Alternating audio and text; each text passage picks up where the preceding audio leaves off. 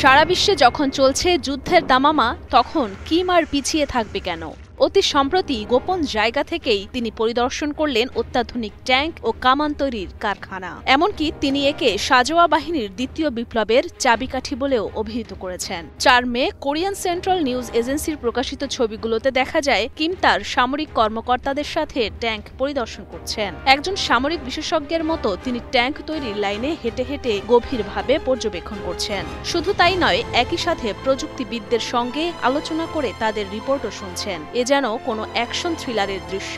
দেশটির রাষ্ট্রীয় মিডিয়ার বরাত দিয়ে জানা যায়, কিম কারখানার সামরিক সক্ষমতা, সক্রিয় সুরক্ষা প্রযুক্তি এবং সমন্বিত শক্তি সংক্রমণে অগ্রগতি সম্পর্কে খবর রাখছেন।